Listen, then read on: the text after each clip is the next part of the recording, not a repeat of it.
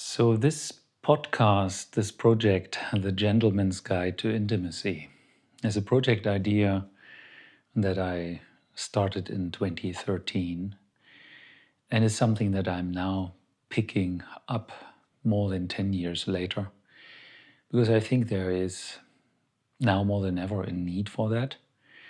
And it's supposed to be a conversation, time we spend reflecting about concepts around masculinity, concepts that solve important problems, and concepts that can, so I hope, help men, women, whoever, in navigating a world where these concepts are more and more difficult to sort. In my opinion, in my observation, men and women alike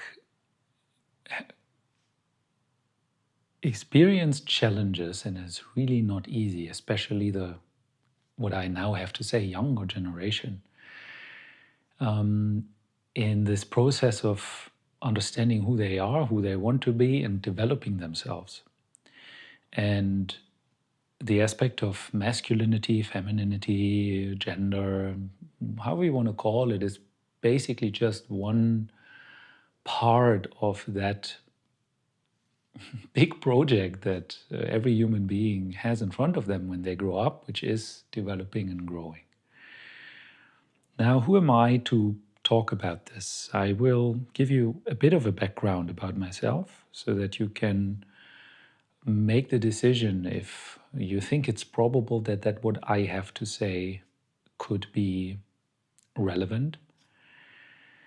The perspective I have on this topic is certainly a bit unique, since due to my career, I have developed a system called Deep Emotional Work, which is based on science-based techniques for emotional development and growth. So, one thing I will not do in this positioning of myself is play this card, what many do. Oh, you know what? I've coached so many thousands of people, and now here's the wisdom. Believe me, I'm the guy. I don't think that is the most powerful message, and so many people say it, that it is basically overused. I believe in showing what you can do, the old show me your kung fu, and then, you'll see. And another aspect of this experience, if you start interacting with this material that I put out, is that I will take my time. I have passed through a few years of creating media, and there is this, everything has to be compact, has to be said in 30 seconds, it has to be quotable, has to be short. And there's certainly value in that. Certain ideas and concepts are sometimes very interesting to, just get in a very compact way. But there are certain things in life you cannot accomplish by listening to shorts. It will not happen unless you invest the time. It's like the difference between reading a quote and reading a book. And I know that might sound very old school, but the immersing yourself for a longer period of time in a certain framework of ideas creates something in you, and creates something that can be very valuable.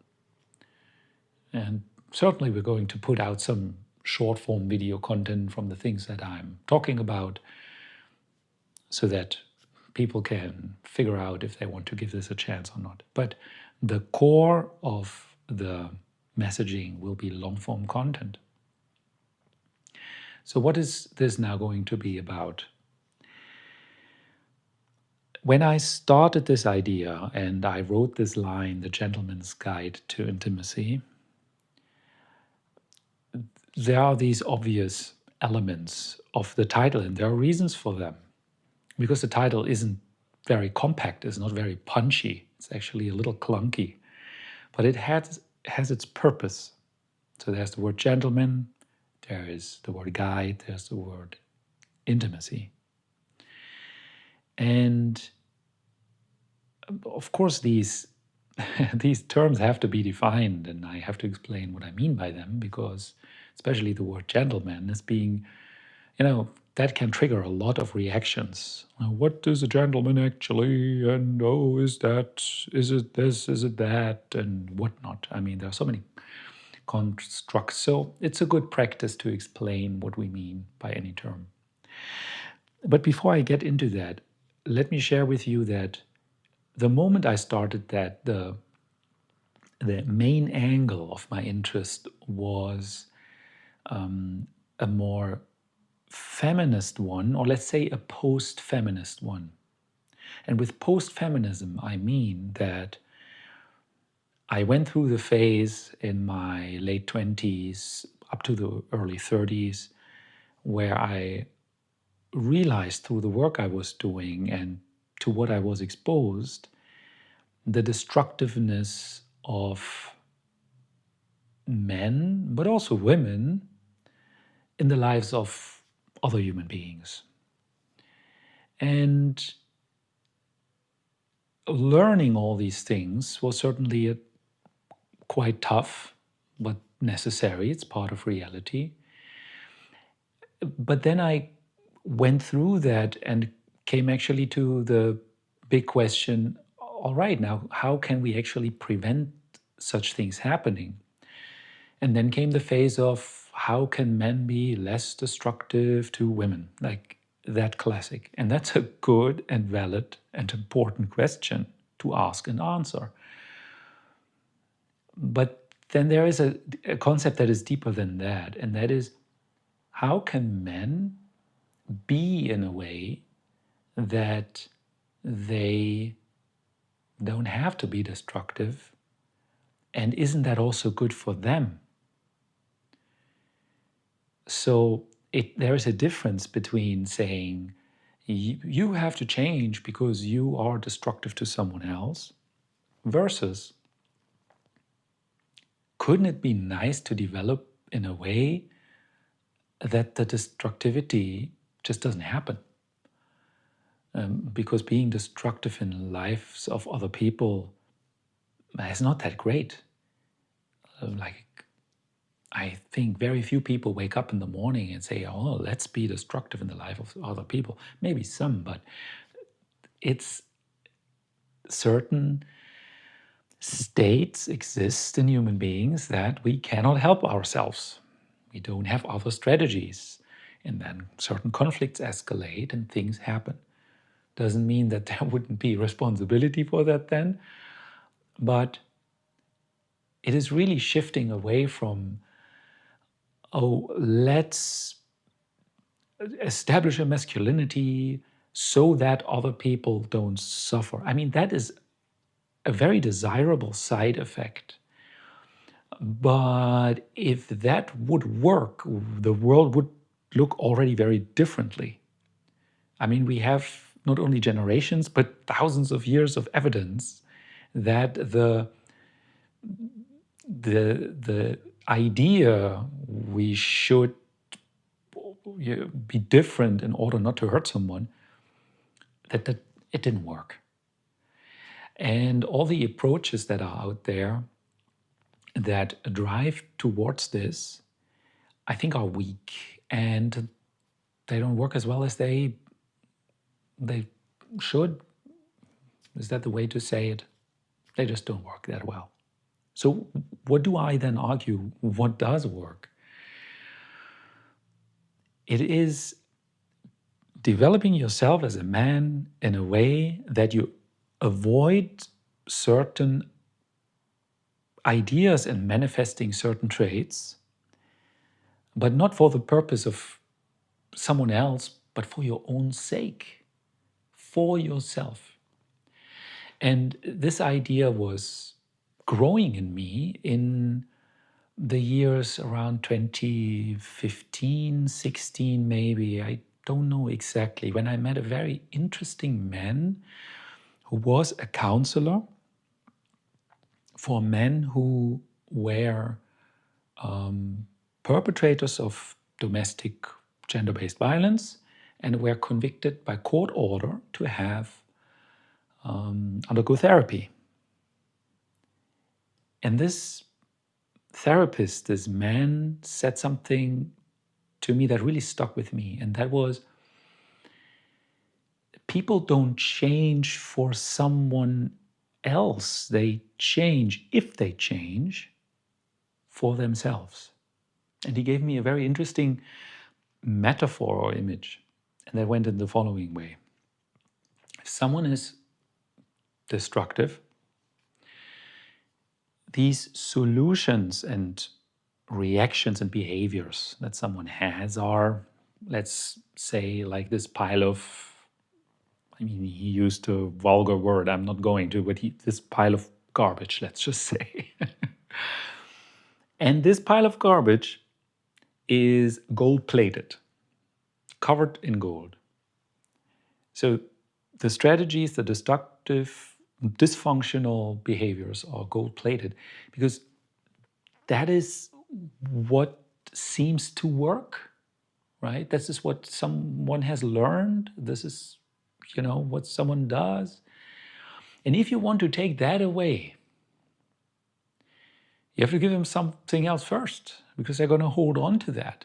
That is sometimes it's do or die. It's like, well, that's the way it just happens. That is how I act. This is all that someone might have learned. It doesn't excuse anything, but that was one way to look at it. And he further explained to me that his approach was not to say, oh, look at this pile of garbage, change, oh, here's the better strategy. So it's not that easy.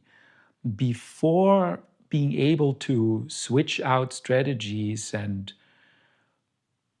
starting to change things, he had to be like shoulder to shoulder with this person, look at it, and just look at it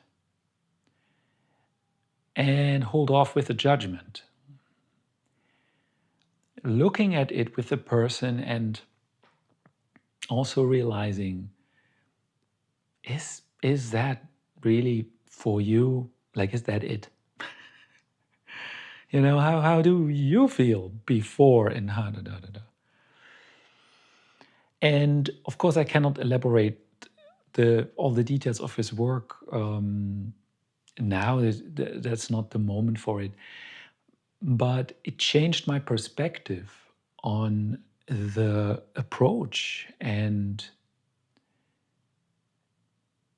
I think it's important, and it shaped the way I looked at certain issues. And of course, preventing destructiveness is great, because if you can change in a way that there's less destructivity in your life downstream, I mean, that changes years and years and years and changes so many people you interact with. And it changes your own life. So it's worth it. And this idea, of course, is quite, let's say, an extreme context where the idea was born. This idea I was just describing. The idea of, okay, it's not about me changing for someone else, but me changing for me. You changing for you, developing for you. But that applies in general.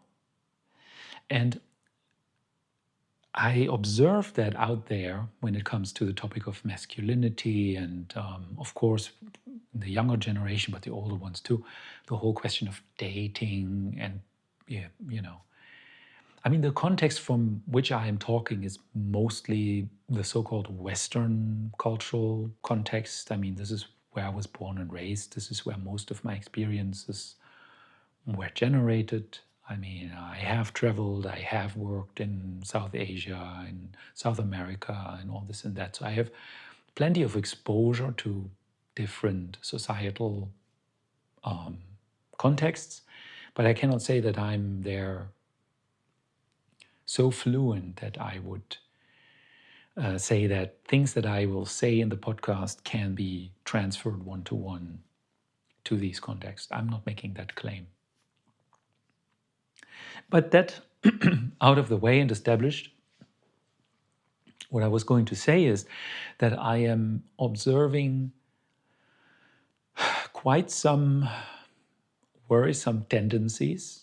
And of course, I'm in a way biased here. I mean, I have my own perspective on the world, so my perspective is limited. If you disagree with what I say, feel free to contribute with comments and spark a conversation. If you feel that the main direction of what I'm trying to communicate is not for you, please move on. I will not engage with fundamental conversations. And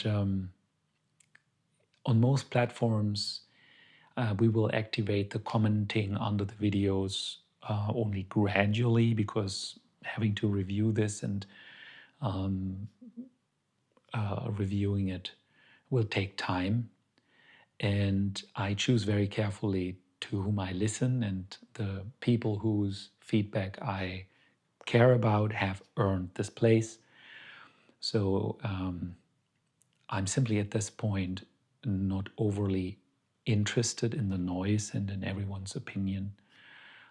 Please do have your opinion and think for yourself and shape your opinion. It might just be that at the moment it will not be of a high importance to me. Nevertheless, at some point we might create a forum or a place where more interaction can happen. I will definitely be open to conversations with other podcasters, content creators who deal with masculinity, gender, relationships, and all this kind of topics. So that might be coming up. But before that happens, there are probably quite some things I also have to say before that. So now that this is also established, to manage a bit the expectations, let me start to give you some more content, something that you can actually take out of this conversation rather than being here just self-indulgent in a way. And that is the coming back to the whole gentleman's guide to intimacy. So in the beginning it was about, okay, how can men be less destructive? Then I found strategies to that. That was basically a spin-off of deep emotional work. Because if you do deep emotional work, then less destructive masculinity is basically a side effect. It's just a small, well, it's maybe not the right word. It is a relevant and important consequence, actually, but you don't have to start there. If you solve the bigger issue, then certain problems which are contained in that are also being resolved. So the focus on masculinity became less important to me, because that was just something that was automatically being solved when practicing deep emotional work with someone.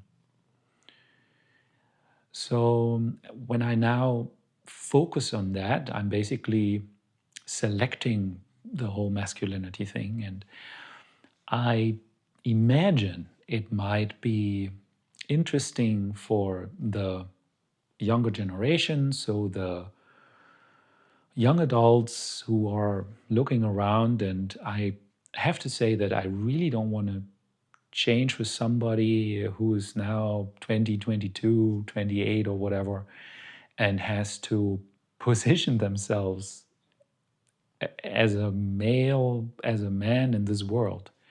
Like, where is the point of reference? What are you modeling? What are you imitating, right? I really do not want to be in that situation because I don't see much to follow. On the other hand, I'm also in no position to tell people what they should or shouldn't do. I want to be very clear here. Like, I mean, I'm not saying I have all the answers. I certainly have some, and they produce a specific kind of result. But if you don't want that, then please move on, right? There are so many places for you to be instead of here. And to make that decision, if that works for you, if that's useful, well, you will have to figure that out for yourself. So, to give you a bit, let's say, a teaser or an idea of things I think I can contribute to your development, is, for example, the very controversial opinion to say that men should chase women less. And this is contrary to so many, what are they called, dating coaches and all that. And I think it's a very dangerous precedent that has there developed over the last years, especially in Western societies, but I mean, in many societies, that men are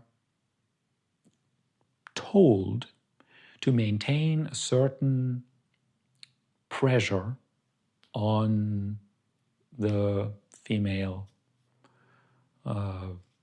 members of society.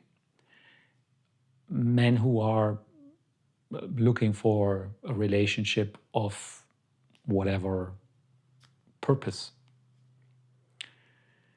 So men are being told, well, I mean, the worst manifestation of all that is probably to say it's a numbers game, right? So you have to talk to everyone, throw yourself at them, and then 1 in 10 or 1 in 20 is going to give you their number, and then out of those, maybe 1 in 5 will write you back. Oh my God. Now, this whole thing started, I mean, I think this idea was always around, but I think it became so much worse over the last 20 years or so and has intensified. And this idea, then it creates kind of a catch-22 situation because, well, women got more and more exposed to that kind of pressure from random people, basically, because, well, this is what, young men were like, okay, what should I do? Like, how does dating work? And then they were being told, yeah, well, you have to get out there. You have to have courage. You have to show them you are the guy and all this kind of nonsense. And I mean, there's nothing wrong with confidence, but it puts you in a similar position like someone who is selling bottles of water or beer on the beach. I mean, anyone who's ever been to Barcelona and has been lying on that beach and has, like, in every hour, 20 people walking around and saying cerveza, agua, beer, and trying to sell you the thing. They are not, and with all respect to these sellers, I mean, it's a tough job walking through the sand the whole day and selling for not much money, carrying the weight in the hot sun. So I'm only using the example to signal they are offering to everyone to a degree that it becomes annoying at a point. And these sellers are, I assume, being told, you will offer it to everyone, if they look interested or not. So they don't wait for the queue, right? So you walk there and they're selling little whatever toys or some lights that fly up in the air at night and all this kind of stuff. And they will offer it to everyone walking by, usually. Well, I mean, with nuances, but let's just stick with the example. And then as a tourist, you will at some point just not react anymore. You will try to look away, go out of your way. And this is, in a way, what women are doing. Because that's just so much all the time that, oh my God, just, shut down completely when they're in public. Not all of them, always, all the time. Whatever I say, never say everyone, of course not. But it's a pattern that has become more intense. And I can say that because I've been around long enough to detect such trends and developments. So my argument here again is, it is a trap for men to ask this question: what do the women want? How do they function? How can we play that game in a way that we come out of on top and win? This is the wrong question to ask. So you create rigged games and play the next game, and then the game changes, and then there's another seminar where you learn how the game works and all this and that. So I recommend to go a different path, and that path involves rediscovering your self-worth as a man. And that's a controversial topic. Because if you offer yourself, your time, your attention to everyone, then your time and attention doesn't have any worth. Because you're throwing it out there and playing a statistics game. But then you might ask, yeah, okay, but when I'm not doing that anymore, then what is my life going to be boring? Am I then not getting attention from anyone anymore?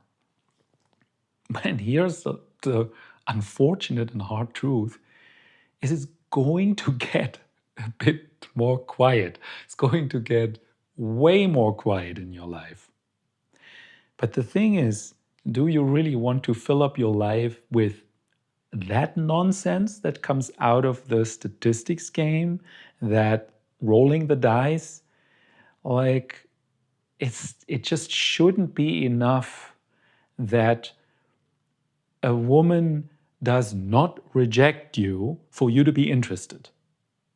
Now that's another controversial opinion for me to say. You should also make your choices. And well, that goes, choices, I mean filter. And one topic, a very important topic of the program, the podcast, is going to be, what are possible filters? What are the possibilities here? Because I see, and again, it's my own biased perspective, but I see men here being, forgive me, but underdeveloped. There seems to be no filter anymore. It's just if she's, she's cute. Oh, that's enough now, Is that really it? If that is what you want to go for, again, I'm not trying to tell you what you should or shouldn't do. I think my position is more to, open more possibilities and talk about that there are very different ways to live as a human, And if you're a man, then that means masculinity. And if you're a woman, that means femininity or not. And if you even reject these concepts, that's fine for me too. I really don't care. I mean, I use these words. I am aware of the limitations and their social construct and this and this and this. And so many people understand very different things with these terms. I know, and we're certainly going to talk about it. But the point being, there are options, and these options are not very visible anymore. Like when I walk the streets,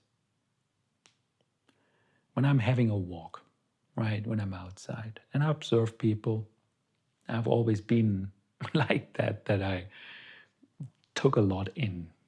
There's also sometimes maybe a bit too much, but so I register a lot and I see very few people and much fewer than 15, 20 years ago, where I think, oh, interesting. Interesting and interesting. Like, what does that even mean? That is something that you can, and I would even say should, develop as a person, men, women alike. What is actually interesting for you in other human beings? What are the signals you pick up on? And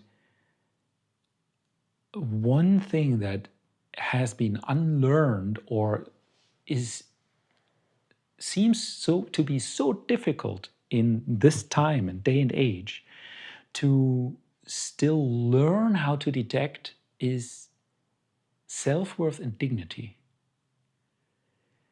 I mean, I could just blame social media for it. It's probably more complex than that. But let's use that example.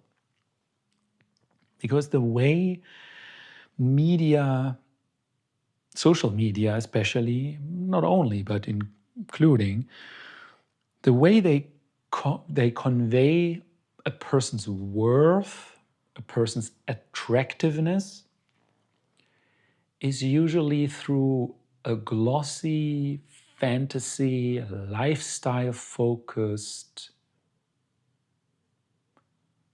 messaging, giving certain signals.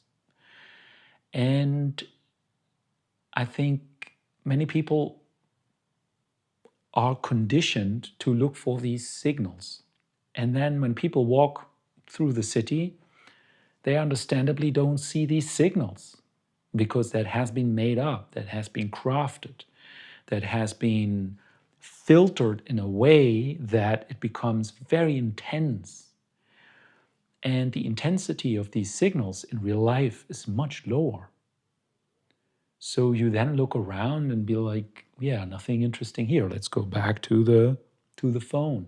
Because there's the whoa, that is, the colors are vivid. You know what I mean? Like real life is different. And I think that might be one reason. It's a hypothesis I have to say, okay, since the level of intensity is there so high in most media that real life has to feel boring. And what many are missing is to actually learn how to detect the signals of quality in other human beings. The signals of quality. Quality, safety, and people who can actually contribute to your life. Like in the end, it is really like if you engage in any kind of human relationship, the first question you gotta ask yourself is this person going to be a liability? Or can this person contribute? And not in the sense of solving your problems, in the sense of help you grow, have a good influence, not be all drama. Maybe a little bit, but to some degree. So is this person going to be a liability? And that's what I mean with filtering. But going through the city or going to a club and pushing on anyone who, and then thinking you won the prize just because somebody didn't say no to you, that is really doing it all from the bottom up, basically. It's reverse. And sure, when you start filtering, it's going to be quieter in your life. And usually that will be experienced as threatening.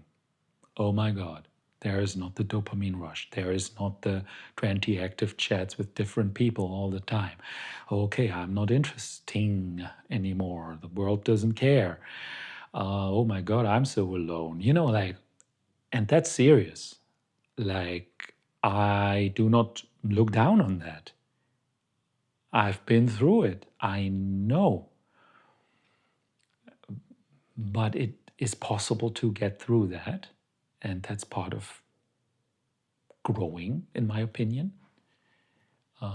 If you are not interested in that, again, move along. That's fine. But it's worth it.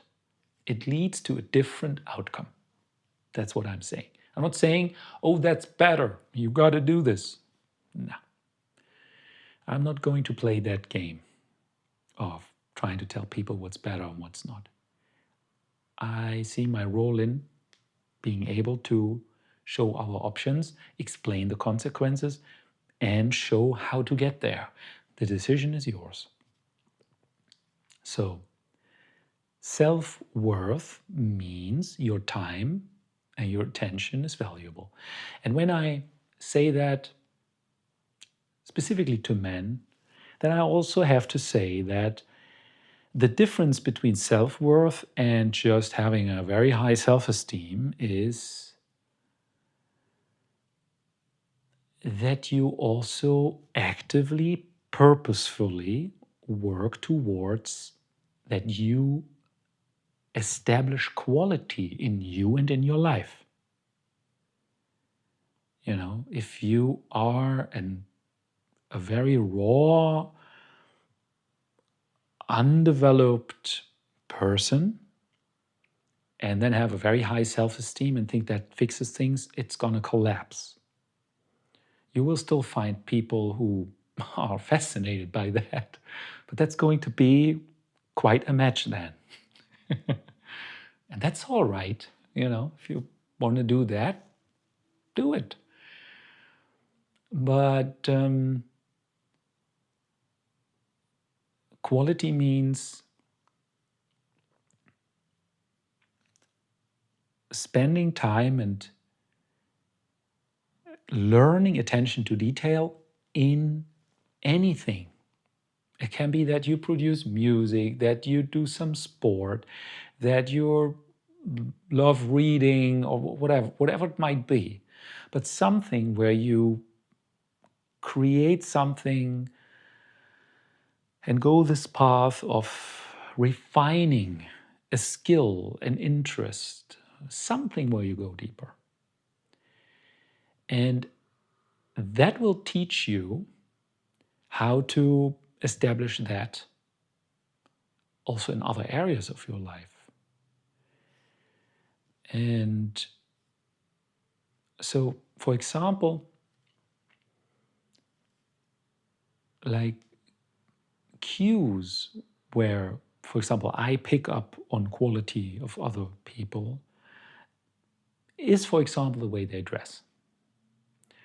And that might be controversial because, all right, isn't that superficial? Well, it depends on what you're looking for. If you look for taste, a color combination, do things match? And it doesn't have to be expensive stuff or designer things. That's not what I mean. It is about, was there a thought was their purpose behind the way someone dresses in public. And when it comes to men observing women, there are maybe a few lessons that you can learn what to look for. Do the earrings match the rest? Does the handbag match the shoes? You know, these things. And if it does, then you might even have a, a rather high quality compliment to give. Like, "Oh, that matches very nice." That is already a compliment that somebody who has a certain quality and dresses like that on purpose can process. If that just happened by chance, well, then the receiver of the compliment will not be able to process it. That is always a risk. If you develop high quality compliments, well, a lot of people can't even handle that. But, well, you have to learn to deal with this. So there are certain clues, like, for example, how someone dresses. Maybe even more important, how does someone walk? How does someone move? Is that something that transmits a certain centeredness, a certain dignity, and a posture that is upright, straight, no arrogance, no pride, but a certain presence that can be attractive. And here we are at another concept that I will elaborate over the course of all of these conversations is like, what is attractive? And I want to tell you, this is the majority of it is learned, and I'm just going to say it. I think most men look for the wrong cues, especially the young ones. And then it is, of course, a circle.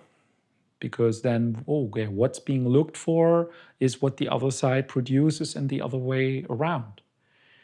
And I sometimes say that there should be more upper 30, 40, maybe even 50-year-old women and ladies teaching the younger women what they should expect from men and what matters, so that they can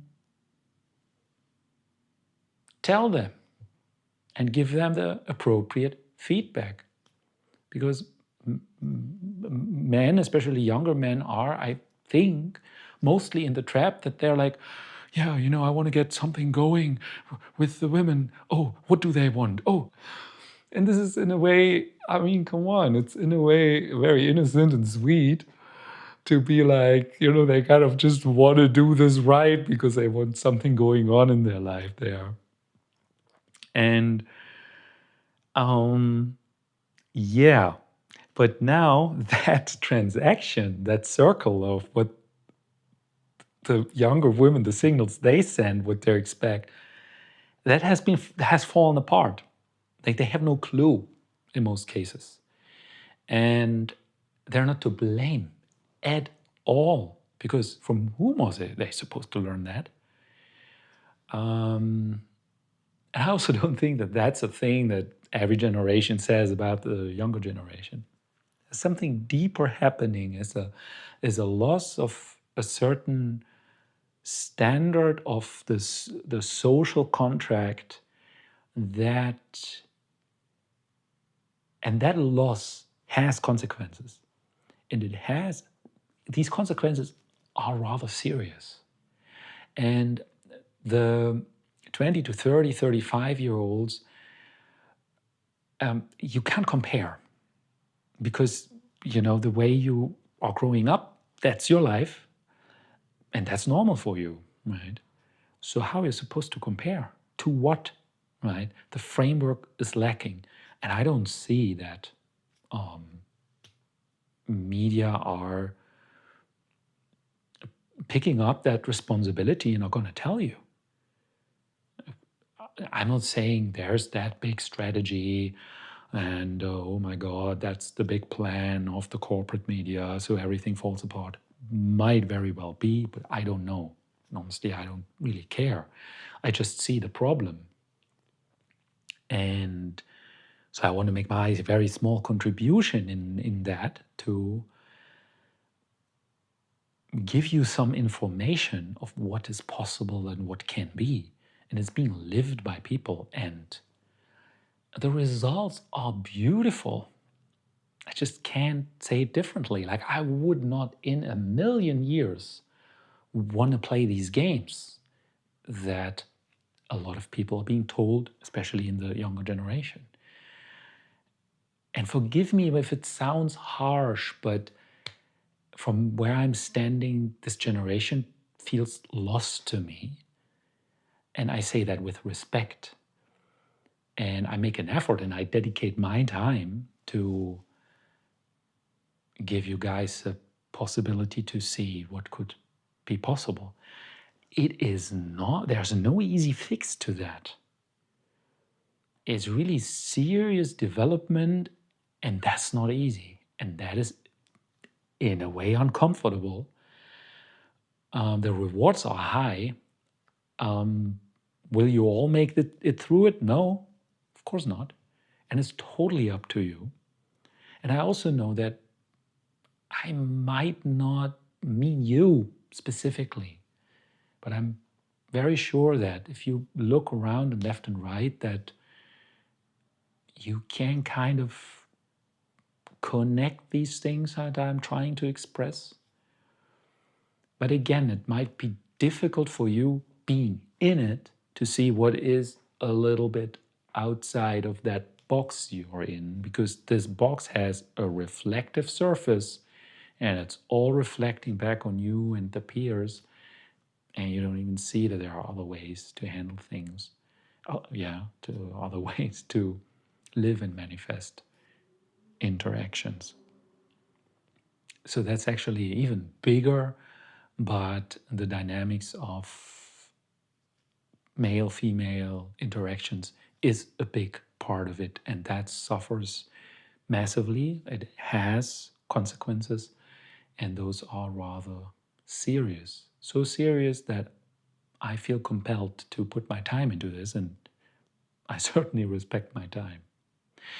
So I hope that this a little bit rant-like first conversation could be interesting. I do think, if I reflect on what I said, that it represents quite well what I'm trying to accomplish here.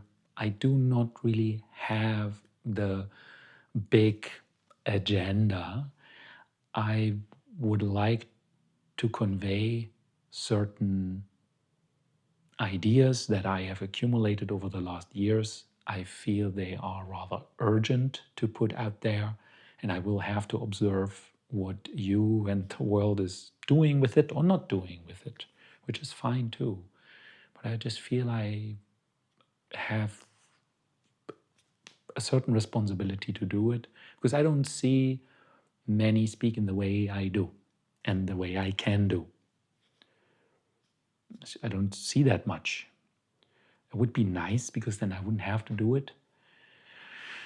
But I don't see that. I rather observe that there's a lot of distraction and a lot of concepts that seem fine on the surface, but when you go a little deeper, it all falls apart. But I will have to put also my performance to these announcements. I'm aware that this first talk was full with a bit